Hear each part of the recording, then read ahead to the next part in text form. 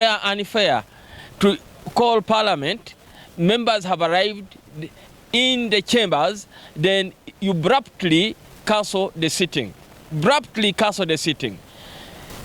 I call upon the administration of parliament to be in order that in such a situation let us be told earlier so that we don't come to waste the taxpayers' money. Because we had so many meetings we cancelled, knowing that we are coming to deliberate on issues that affect our people. Therefore, the office handling this must come in order.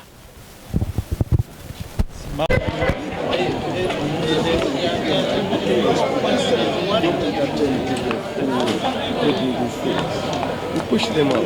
They complain. They were coming. They were on what? First of all, today we had the business committee and you tabled the business. I can house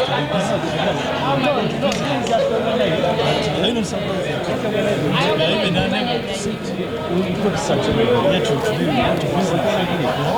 be one is that the Prime Minister who led government business in Parliament presented the legislative agenda of government before the business committee. On the question of the calling off of the plenary, I know that the presiding officer under the parliamentary calendar, who is supposed to chair the House today, is at the moment involved in a strategic meeting with the head of state. Yep. What is the legislative agenda? The legislative agenda entails the different bills that government intends to bring to Parliament, and it is ministry by ministry, highlighting bills whose principles are already approved by Cabinet, because that is now our modus operandi, to ensure that by the time a bill appears on the legislative agenda, the principles have been cleared and that bill or the bills have been approved by Cabinet. So the bills are many, more than I would say 50, but clustered ministry by ministry. This business committee is at a time when did you take time, some time to speak about the matter?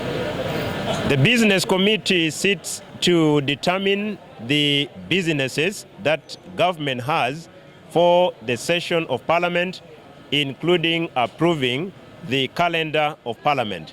And that is the mandate of the business committee, limited to that. So the Speaker had said you're going to planning. Some of the members of Parliament are under incarceration because of corruption allegations. So members would expect that this feature somewhere in your calendar. Was it talked about, and if it wasn't, what is the plan towards? The calendar in principle is to handle businesses that government has brought before Parliament, but also to indicate when Parliament will be going on recess for members to plan in advance. There is no specific matter to say, on this day we are discussing corruption, no. No, because yesterday the right honorable deputy said this matter was handled the business committee to shape the discussions.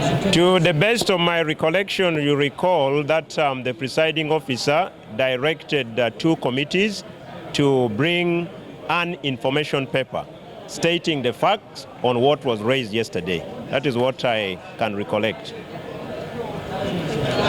Thank you so much. By the way, that is good because we have now got a reason why the house has been called off. So now I see.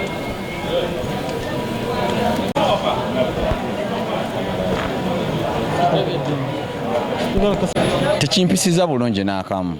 Sawa musanvu n'ekitundu mbadde mu office ya Deputy Speaker Right Honorable Taiwo nga nteekayo ensonga z'abantu zenjagala tuteseko sawa 8. Aba LC1 LC2 bakansala mu district shepherd tebanafuna sente zaabwe last financial year. Bali eri bateesa kwekalakaasa. Ensonga y'amaanyi nnyo gye mbanjja okweta ku floor ya Parliament. Era nze omu ku babaka badde batudde nga tulinze.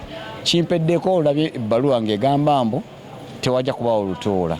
Kinyiza nnyo era kinyiga omuntu wa bulijjo mbu tukozesa amafuta okujja okukola ate ne batuwandikira ebbaluwa mu lutuula teruliiwo.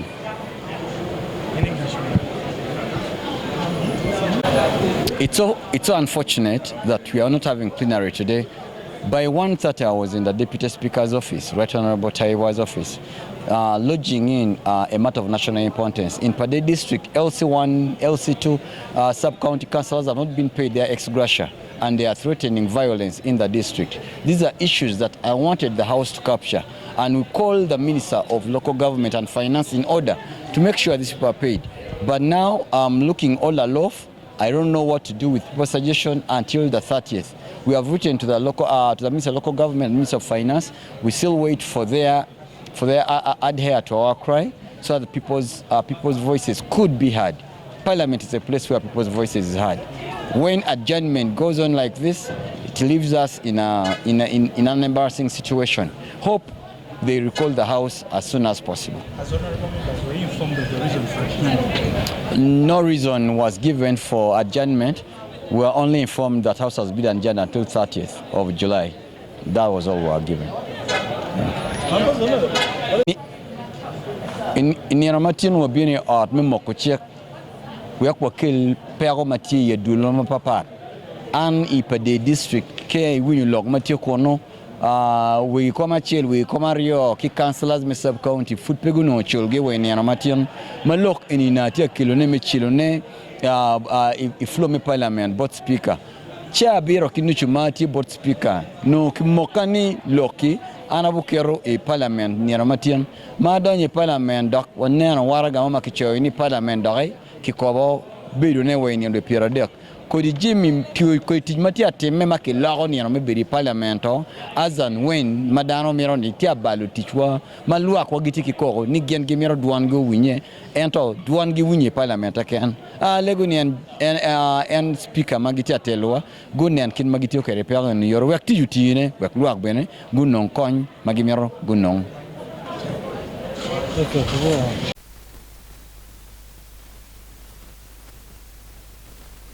Tudo bem, eu vou fazer uma coisa. Eu também consigo. Só que eu vou aguardar. Só que eu vou aguardar. A da rua para mim vai ali.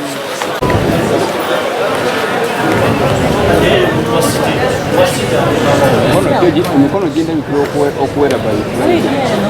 Ne? Umuliro oguli wakati. Anga kutereza parliament tetusobola kugogola bitongole nze ndi ku accountability committee ngogola nti ebitongole ebirala ng'ekyaffe Kivundu era sipiika simanyi obaani yamulabudde era simanyi kyagenda kukola mu nnaku zino zaatusindise naye ekyamazima tuteeka okukomyawo ekitiibwa ky'ekizimbe kino parliament eno eteeka okuddamu neefuuka parliament y'abantu ng'ekola ebyo ebigasa bannayuganda naye ne prime minister atuwonye n'atonejjeno okuba nti baasibye abaana be baasibye eggulo nga balaga obutali bumativu ne bagamba basibye kuba bafuuse public nuisance twagala atunyonyola omuntu afuuka atya ekitagasa eri eggwanga lye ekyo ne bwana alidda ddi prime minister ateeka okukinyonyola omuntu afuuka atya ekitagasa becoming a public nuisance kubanga okutta ekipapula ng'olaga obutali bumativu so ekyo bateeka okinyola tetugenda kuddamu kukkiriza mukulu Museveni ne banne kujooga ggwanga. This is our country. Power belongs to the people. Bannayuganda muli mumanye nti obuyinza buli mu bantu babadde babatiisatiisanga ne sente nno zaffe nabagamba generation Z mukozese generation eno eri silent okugijjako obuyinza sente zaffe baziina bazibbye nnyo ze baleeta ne babawa mmwe ne mukola ebigasa generation y'abakadde tukole ebigasa generation yaffe eno to protect the future of this country. Nabaziza eggulo mu preamble ne mbaga nti twalwana nnyo eggwanga lino nga livudde mu kunyigirizibwa mu ntalo mu instabilities ezo zonna nga tugamba ffe nga bannayuganda tusayininze ssemateeka okulaba nti tukomyawo ekitiibwa ky'eggwanga. Wano we tuli mukulembeza atutwala wayagala tubeere and how have we gotten there wano tutuusewo tutya so bino byonna mubirabye parliament eteekwa okuzuuka mbalayiri atutandikira wano tebigenda genda maaso mpaka nga bannyonnyodde lwaki Joel Ssenyonyi tebamuyita mu commission ekirungi ne Honorable Nabbanja abeeganye commission zituula abakulu tebabayita batono abatuula kaakati ebyo byonna ensi ebitegeere tukomyewo ekitiibwa kya parliament ekijja kijje tuli very ready ku byonna ebinaabaawo. For today, reason we want to bring back the sanity of this place. This is a people's parliament. When I joined the 11th parliament, it was the Right Honorable Ranya, may his soul rest in peace, who told us that parliament is a place for the people. We are a people's representative, but this place has become a nuisance. Poor administration. We've failed to fight for the rights of the people. Our sole duty is to ensure that the citizens of this country enjoy their country. We cannot allow government to arrest young women, young men, young children, the jobless, because they've been charged in courts for becoming a public nuisance. The Attorney General, the Prime Minister need to explain to this country how can somebody become a public nuisance because of protesting. Article 29D is very clear. That is the only way somebody can express dissatisfaction. One could ask, how did we get there?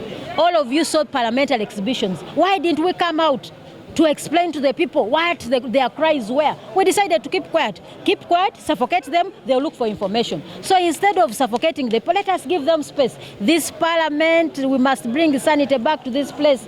The Right Honorable Speaker, our leader, must know that she's here because of the people of this country. We are here because we are leaders. We are here to protect the constitution of this republic, nothing more. So what do you intend to do in case? No, there is no business of parliament that is going to take place. Till when the issues of the people, first of all, why is Zake in prison? Why is Chirumira in prison? Why is Tebandeke in prison? Why are these young women, the peasants, the young men who are trying to fight for their rights, why are they in prison?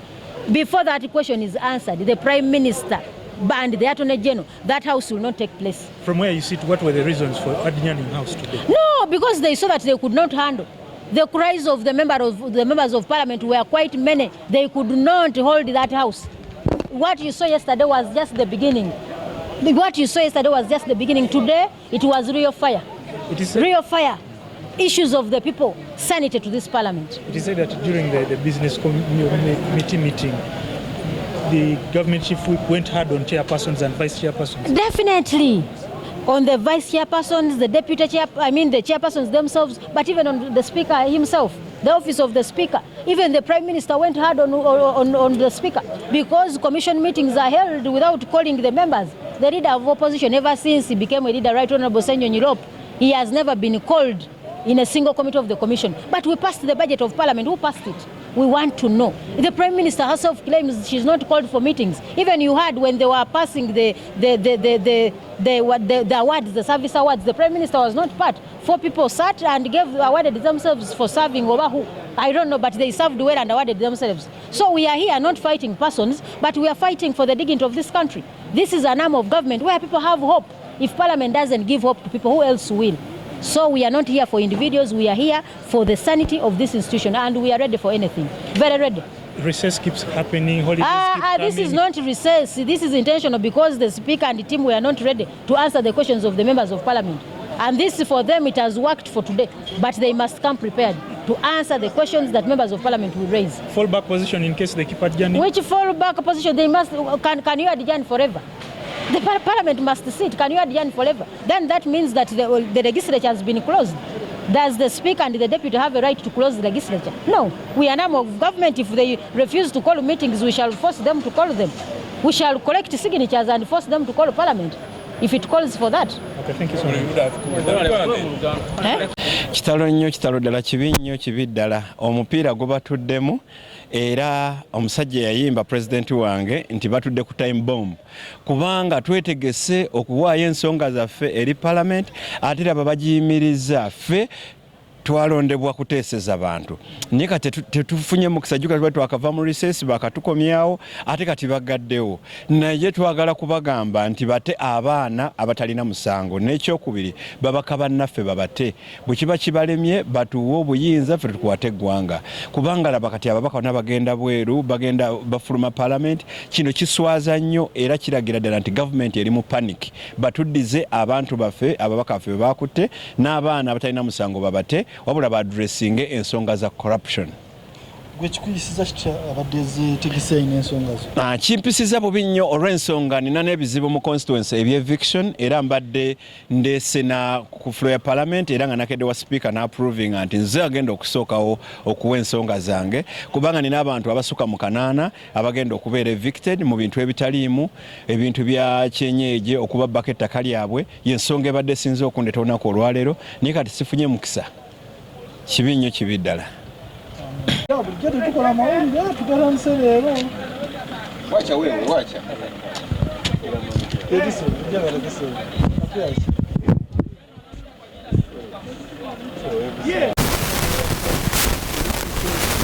This is very unfair.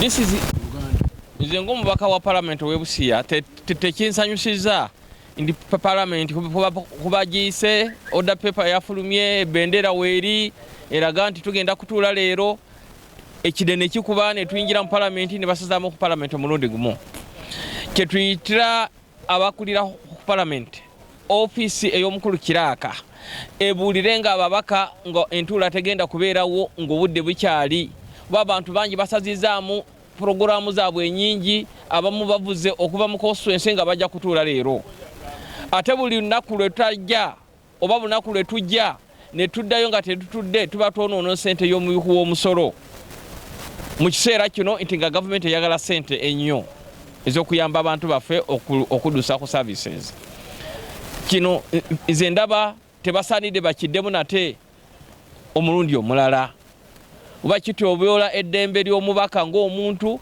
ku lw'okuba guno kuyo omulimu gwaffe ogw'okujja okuteesa n'amateeka gagamba nti obanga oyise meeting ng'ogenda kusaza mukale tubuulire mu nnaku 7 tumanye tugende tukole ebirala tetutuuka ne tutuula nga batugamba basazizaamu ku lw'okuba abakulu babayise mu ofiisi enkulu ezisingawo okko